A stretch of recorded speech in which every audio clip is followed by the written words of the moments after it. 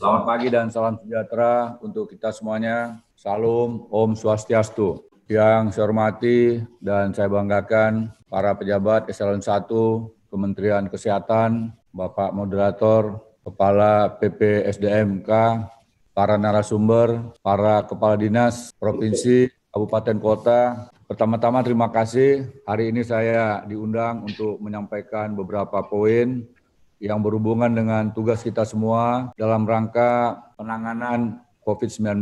Sebagaimana juga yang telah Bapak Ibu ketahui bahwa Kepres nomor 9 yang sebelumnya nomor 7 tahun 2020 memberikan mandat kepada saya sebagai Kepala Gugus Tugas Percepatan Penanganan COVID-19.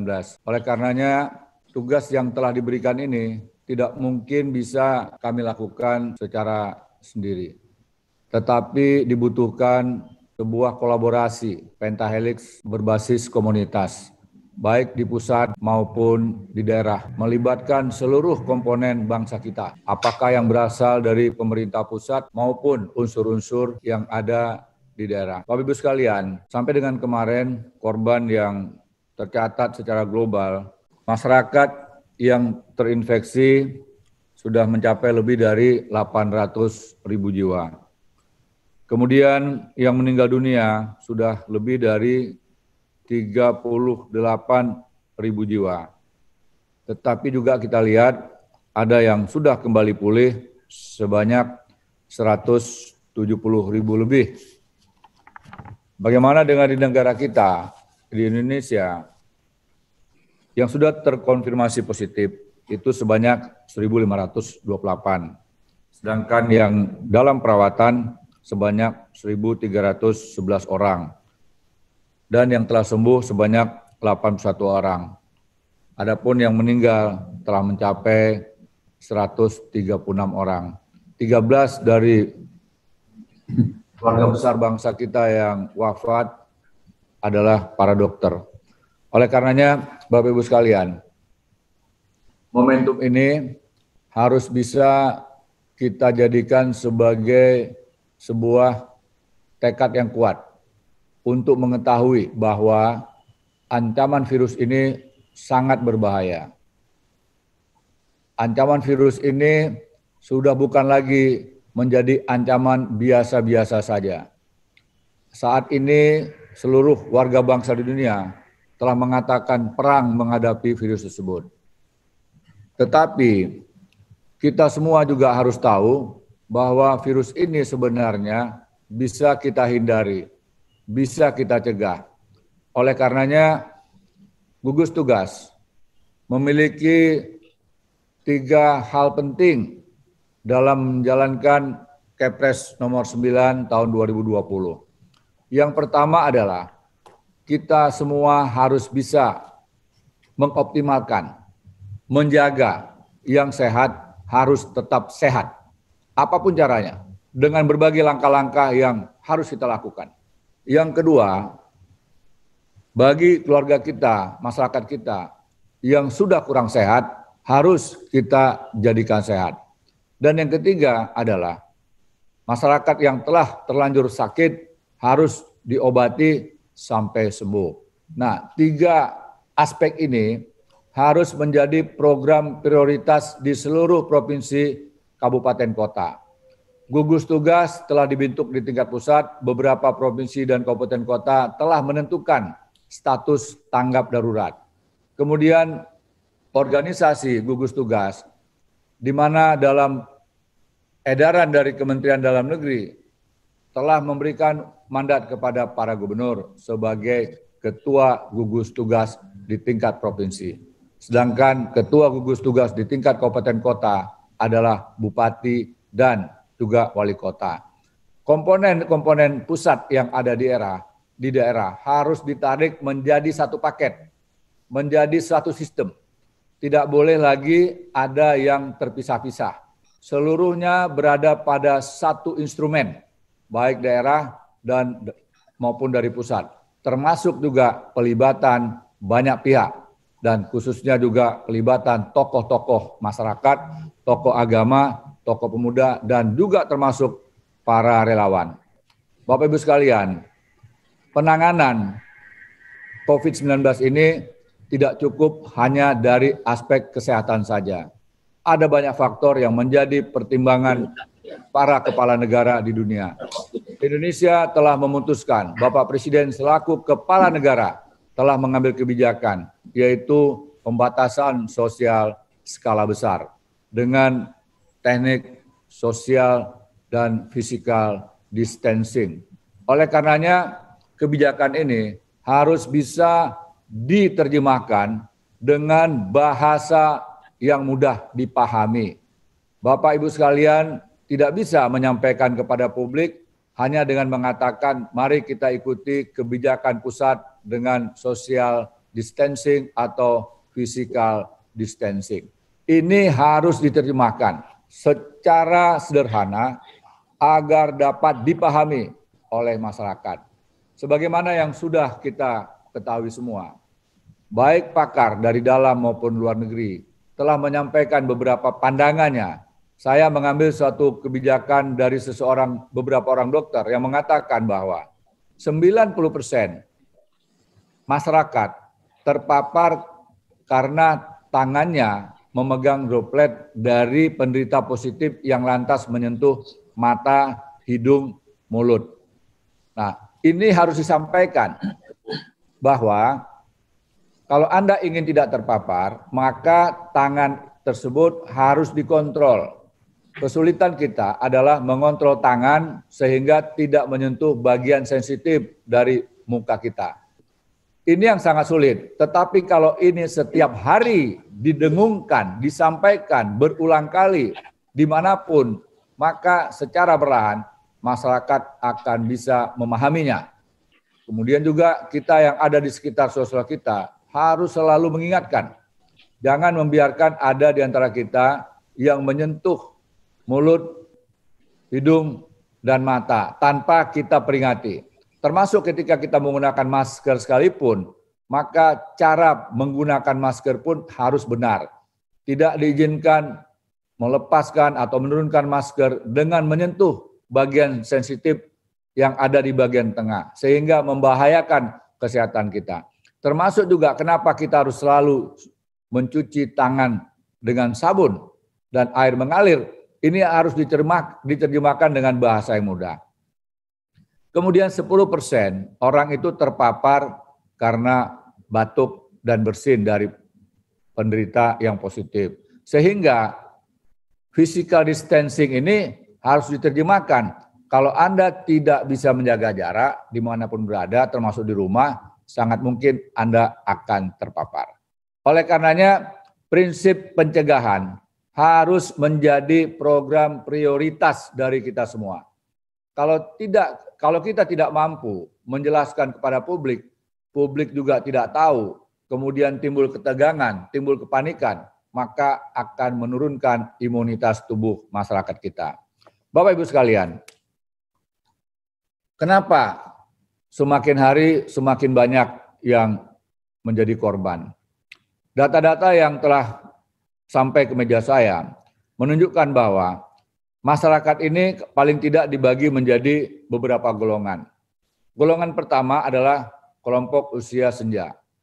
Golongan kedua adalah kelompok yang secara kesehatan kurang bagus. Mereka punya penyakit penyerta, antara lain asma, hepatitis, hipertensi, jantung, ginjal, dan kanker. Kemudian yang ketiga adalah masyarakat yang secara fisik kurang gizi dan imunitasnya rendah. Kemudian yang keempat adalah masyarakat biasa, usia muda. Mereka ini secara fisik sehat, tetapi mereka sudah positif, tidak menunjukkan gejala.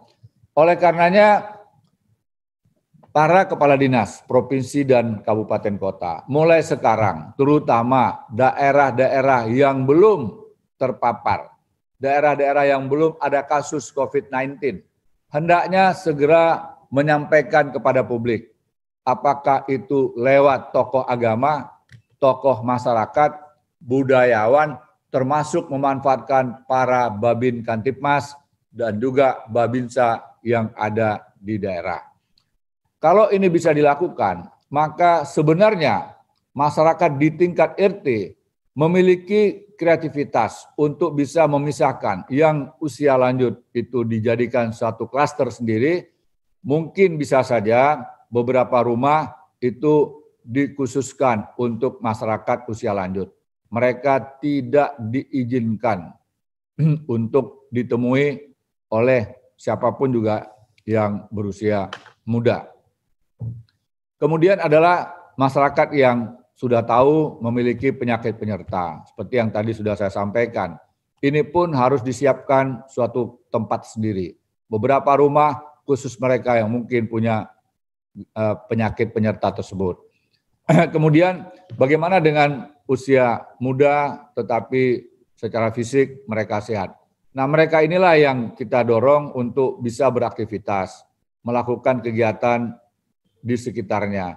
Sehingga kelompok rentan ini bisa terhindar dari bahaya terpapar, terinfeksi. Karena data yang masuk ke meja saya juga mengatakan bahwa dari 136 warga kita yang telah wafat, itu penderita korban tertinggi adalah penyakit-penyakit yang tadi disampaikan.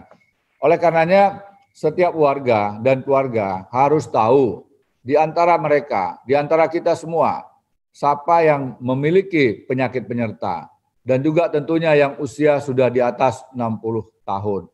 Kalau kita mampu memisahkan kelompok ini dengan warga yang masih muda, insya Allah kita akan bisa mengurangi risiko dan kita mampu meningkatkan kemampuan kita untuk mencegah sehingga tidak banyak masyarakat yang terpapar. Kemudian juga bagaimana kita bisa membangun sebuah kolaborasi, membangun semangat gotong royong. Kalau RT saja sudah bisa melakukan hal-hal yang seperti saya katakan tadi, pemisahan-pemisahan ini secara swadaya, maka RT mungkin bisa membangun atau membentuk rumah dapur umum atau dapur bersama. Beberapa keluarga gantian memasak untuk satu RT.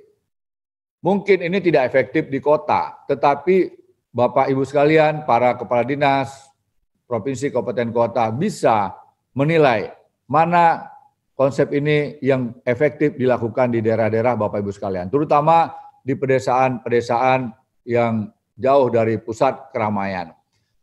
Bapak Ibu sekalian, pemerintah telah berusaha semaksimal mungkin untuk memenuhi segala kebutuhan, terutama kebutuhan para dokter, perawat sebagai garda terdepan. Ini jangan-jangan. Kami mencoba untuk mendukung semua perlengkapan, terutama APD. APD-nya tampilkan. APD ini memang awalnya sangat sulit. Karena data yang kami terima bahwa menurut Bapak Dirjen Yankes seharusnya tiap rumah sakit umum daerah itu punya APD, tetapi ternyata tidak semuanya memiliki. Sehingga ketika kita menghadapi tsunami COVID-19 2 minggu yang lalu, kita kehilangan momentum karena kita tidak menyiapkan alat perlengkapan yang memadai. Tetapi alhamdulillah sampai dengan kemarin sore telah masuk APD dari beberapa industri tekstil. Sebenarnya industri tekstil kita mampu memproduksi APD dengan kualitas terbaik. Dan hari ini akan didistribusikan sekitar 117.000 APD ke seluruh Indonesia. Silakan nanti Bapak, Ibu Kepala Dinas Kesehatan Provinsi, Kabupaten, Kota berhubungan langsung dengan Dr. Budi, Kepala Pusat Krisis Kementerian Kesehatan. Beliaulah yang mendistribusikan APD. APD ini adalah APD premium, APD terbaik karena digunakan oleh Korea Selatan. Bahkan pemerintah Amerika Serikat itu meminta kepada Korea Selatan agar pemerintah Amerika Serikat juga mendapatkan APD dari Korea Selatan. Oleh karenanya prioritas kita sekarang ini adalah pemenuhan seluruh rumah sakit. Apakah rumah sakit rujukan untuk COVID, termasuk juga rumah sakit yang bukan rujukan. Sejumlah kepala rumah sakit dan juga dokter yang selama ini tidak diberikan rujukan oleh Kementerian Kesehatan juga sudah melaporkan kepada kami. Beberapa dokternya termasuk perawat ada yang terpapar. Rupanya pasien bukan COVID tanpa gejala yang datang ke rumah sakit tersebut telah memberikan dampak negatif kepada para petugas rumah sakit. Sehingga APD ini bukan hanya kepada rumah sakit prioritas atau rumah sakit yang dirujuk untuk menangani pasien COVID-19, tetapi juga rumah sakit yang ada di kawasan atau di daerah atau zona-zona yang sudah termasuk merah. Oleh karenanya, pemenuhan APD ini akan menjadi prioritas kami. Dalam minggu ini kita upayakan 300.000 unit APD segera kita distribusikan. Dan ini semuanya akan didukung, dibantu oleh TNI. TNI akan mengerahkan sejumlah pesawat angkutnya untuk mendistribusikan APD ke seluruh daerah. Bagi kota-kota atau daerah-daerah yang relatif dekat dengan Jakarta, kami anjurkan untuk bisa langsung berhubungan sehingga gugus tugas tidak terlalu kewalahan untuk mendistribusikan APD ke seluruh Indonesia. Sekali lagi, kerjasama antara daerah dan pusat harus bagus, koordinasi juga harus semakin sering setiap saat, dan kalau ada hal-hal yang mungkin belum semuanya berjalan dengan maksimal, cari solusi supaya lebih baik lagi. Kemudian kami juga berusaha selama program COVID ini, pemerintah telah mengalokasikan anggaran untuk kebutuhan APD sebanyak 5 juta. Tetapi Bapak Ibu sekalian, kita harapkan juga pemerintah provinsi kabupaten kota bisa melakukan koordinasi dengan sejumlah industri tekstil kita. Ternyata ada 28 industri tekstil yang mampu memproduksi APD sesuai dengan penjelasan yang diberikan oleh Menteri Perindustrian. Sebagian besar industrinya itu berada di Jawa Barat dan juga di Jawa Tengah. Ada beberapa di Jawa Timur. Nah, tolong juga Bapak Ibu sekalian Kepala Dinas Kesehatan untuk bisa memberikan klasifikasi APD.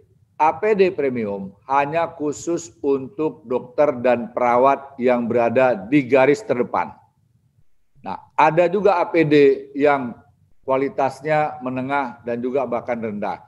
Jangan sampai karena ingin mendapatkan APD dengan jumlah yang banyak, harganya murah, tetapi mengabaikan keselamatan para dokter dan para perawat yang berada di garis terdepan. Saya sangat berharap Bapak Ibu Kepala Dinas bisa berkoordinasi dengan banyak pihak di daerah, sehingga kualitas barang-barang yang kita terima bukanlah barang-barang yang membahayakan keselamatan kita. Dokter, perawat, dan juga pekerja rumah sakit lainnya sekarang inilah pahlawan-pahlawan kemanusiaan. Mereka lah yang telah memberikan dukungan penuh kepada kita semua. Moralnya harus kita jaga. Keluarganya pun harus kita lindungi. Jangan sampai ada keluarga dokter, jangan sampai ada keluarga perawat yang kurang mendapatkan perhatian. Dukungan moral dari kita semua sangat penting supaya mereka bisa mengabdi secara total untuk membantu bangsa kita. Kemudian juga kami sedang berusaha untuk mendatangkan 220 unit ventilator dari Tiongkok. Kemudian juga ada sejumlah peneliti di bidang teknik dari Bandung, dari ITB dan beberapa tempat lainnya, yang mana mereka bisa memproduksi ventilator. Tetapi sampai hari ini belum mendapatkan izin. Nah, mohon juga dalam hal ini kepada Bapak-bapak pimpinan di Kementerian Kesehatan untuk bisa berkoordinasi dengan tim ITB yang sekarang sedang membangun rancangan untuk ventilator. Siapa tahu justru dengan segala keterbatasan yang ada, kita bisa menemukan sebuah sistem ventilator yang baik, yang mungkin menurut beberapa pihak tidak sesuai dengan standar, tetapi justru mampu menyembuhkan mereka yang kesulitan dalam memperoleh oksigen. Kemudian Bapak Ibu sekalian, kami juga di pusat, gugus tugas COVID-19 di pusat, telah membangun sebuah sistem terintegrasi, aplikasi www.covid19.co.id. Semua informasi tentang kegiatan dan juga tentang fasilitas-fasilitas yang ada bisa dibuka di web tersebut. Kemudian kami juga sangat berharap seluruh rumah sakit, seluruh fasilitas kesehatan yang ada di daerah untuk memberikan datanya ke pusat. Supaya apa? Supaya kita tahu apa yang kurang, apa yang perlu didukung, sehingga kami bisa merencanakan supaya lebih cepat. Apakah itu pengadaan ventilator, apakah itu menambah lagi PCR. Banyak masyarakat yang mengeluh proses untuk mendapatkan informasi seseorang yang sudah diperiksa itu sangat lambat. Saya selaku Kepala Gugus Tugas telah melaporkan kepada Bapak Presiden Jokowi. Mohon Bapak Presiden berkenan untuk memberikan akses kepada swasta agar bisa melakukan pengetesan dengan pola-pola yang tentunya juga sesuai dengan ketentuan yang dikeluarkan oleh Kementerian Kesehatan. Dalam hal ini nanti Kementerian Kesehatan diharapkan bisa bekerja sama dengan BUMN dan juga swasta yang ada di pusat maupun di daerah. Laboratorium swasta di daerah harus kita optimalkan agar juga bisa berfungsi. Hari ini kita melihat bahwa mortality rate di Indonesia termasuk yang paling tinggi. Mungkin salah satu faktornya adalah kemampuan kita dalam melakukan pemeriksaan cepat. Oleh karenanya, kerjasama semua unsur yang ada di daerah pun diharapkan bisa optimal. Kemudian Bapak Ibu sekalian, sekali lagi, upaya pencegahan adalah menjadi program prioritas kita. Hari ini banyak saudara-saudara kita yang sudah mulai mudik. Kita tidak bisa memaksa orang tidak mudik. Tetapi pegawai negeri sipil, TNI, Polri, sudah pasti sangat mungkin mendapatkan penekanan dari pimpinan, dari Menteri Pan RB. Sudah ada edaran untuk tidak mudik kali ini. Tetapi saudara-saudara kita yang ada di kota besar, mereka yang hari ini kehilangan pekerjaan, mereka yang hari ini sudah tidak lagi memperoleh nafkah sehari-hari, tentunya mereka tidak bisa kita paksa untuk tetap berada di kota. Pemerintah memang sudah mengalokasikan bantuan-bantuan prioritas untuk masyarakat yang kurang mampu, masyarakat yang memang sangat terdampak. Tetapi mungkin itu saja masih belum cukup. Oleh karenanya, ketika nanti ada kelompok masyarakat yang ingin kembali ke kampung halaman, ini kita kategorikan bukan mudik, tetapi pulang kampung karena kehilangan pekerjaan. Mereka harus bayar sewa rumah, mereka harus bayar listrik, mereka harus bayar air, tetapi mereka tidak ada lagi penghasilan. Kalau mereka tetap bertahan di kota dengan dana bantuan pemerintah, mungkin juga akan kesulitan. Karena apa? Biaya hidup di kota tentu besar. Nah, mereka ini sangat mungkin akan pulang kampung. Warga kita yang berasal dari kelompok ini tentunya harus kita atur sedemikian rupa. Beberapa gubernur telah mengambil kebijakan. Mereka tidak ditolak di kampung, mereka diterima. Tetapi ketika mereka pulang, ada SOP yang dibuat sedemikian rupa. Sehingga masyarakat yang masih steril dari wabah COVID ini bisa tetap sehat. Jangan sampai ketika mereka datang, di antara kelompok tersebut ada yang positif. Akhirnya menulari warga satu RT, kemudian menulari satu RW, dan juga akhirnya desa. Sehingga akhirnya meluas lagi. Oleh karenanya, konsep untuk membangun rumah mandiri atau rumah singgah di tingkat RT, RW, dan desa menjadi program-program yang harus dilakukan oleh seluruh para pejabat di daerah.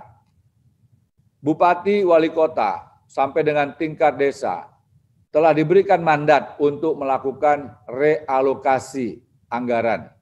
Bisa dialihkan untuk program COVID-19, termasuk juga kepala desa bisa memberikan prioritas agar mereka bisa mengatur dirinya sendiri, sehingga tidak semuanya lari ke tingkat atas, ke tingkat kecamatan, kabupaten, kota. Kita harus menunjukkan peran yang besar kepada para kepala desa. Ini adalah operasi kemanusiaan. Saat ini kita semuanya berperang melawan ancaman COVID-19. Oleh karenanya dibutuhkan semangat gotong royong di tingkat yang paling kecil, di tingkat yang paling rendah. Dibutuhkan kedisiplinan, Bapak Ibu sekalian. Bangsa kita harus memiliki kesadaran kolektif untuk meningkatkan disiplin personal. Hanya dengan disiplinlah kita bisa selamat. Ketika kita mengabaikan seluruh himbauan-himbauan dan juga ketentuan yang dikeluarkan oleh pusat maupun daerah dan juga oleh badan-badan kesehatan dunia, maka bisa jadi kita akan menjadi korban. Oleh karenanya, sekali lagi, Bapak Ibu sekalian, bagaimana kita bisa meningkatkan disiplin masyarakat kita. Kita juga tidak tahu kapan wabah ini akan berakhir. Oleh karenanya, ketahanan sosial kita juga harus tinggi. Himbauan-himbauan kepada segenap komponen masyarakat di daerah pun harus senantiasa didengungkan, kapan saja, di mana saja. Gotong royong, gotong royong, gotong royong. Kemudian juga bagaimana kerjasama dengan seluruh unsur-unsur yang ada di desa pun betul-betul harus optimal. Ada PKK, ada Posyandu, ada Karang Taruna, kemudian juga ada relawan-relawan. Nah, inilah yang perlu kita optimalkan. Bapak Ibu sekalian, di pusat pun sudah terbentuk relawan. Kita berharap di daerah supaya semuanya terintegrasi. Jangan lagi ada pihak-pihak tertentu yang ingin memanfaatkan kesempatan dalam kesempitan ini. Sehingga tidak boleh ada organisasi relawan yang tidak berada pada struktur gugus tugas di tingkat provinsi, kabupaten, kota, bahkan sampai ke tingkat kecamatan dan desa.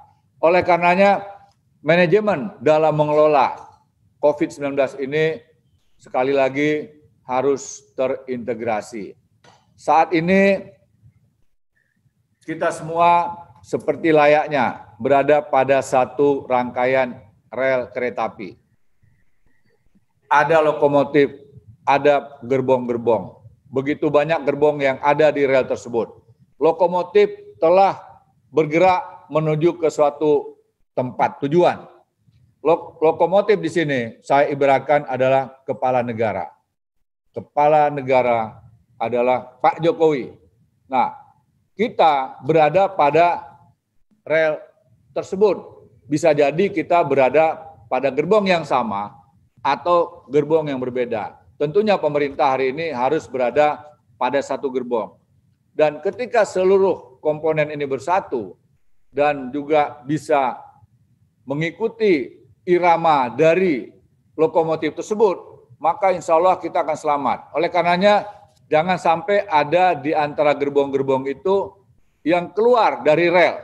Kalau satu saja gerbong keluar dari rel, hampir bisa dipastikan rangkaian kereta api itu akan terguling. Oleh karenanya, Bapak Ibu sekalian, dimanapun berada, kumandangkan terus tentang bagaimana kita taat kepada negara, tentang bagaimana pengabdian kita sebagai seorang warga negara. Kita harus mengikuti dan taat kepada Undang-Undang Dasar kita. Pasal 27 mengatakan setiap warga negara wajib dan berhak ikut serta dalam bela negara. Mohon kiranya momentum ini mempersatukan kita, hanya kita yang bisa menyelamatkan diri kita sendiri dan juga warga kita yang lain. Jangan lagi ada narasi yang berbeda. Sudah banyak negara yang melakukan keputusan yang keliru, terutama mengambil kebijakan yang tidak tepat, akhirnya menimbulkan masalah baru. Oleh karenanya, momentum ini sekali lagi kepada Bapak Ibu sekalian, dimanapun berada, mari kita bersatu melawan COVID-19. Demikian, terima kasih. Wabillahi taufiq wal hidayah. Wassalamualaikum warahmatullahi wabarakatuh. Salam, Om Santi, Santi, Santi, Om. Namo Buddhaya.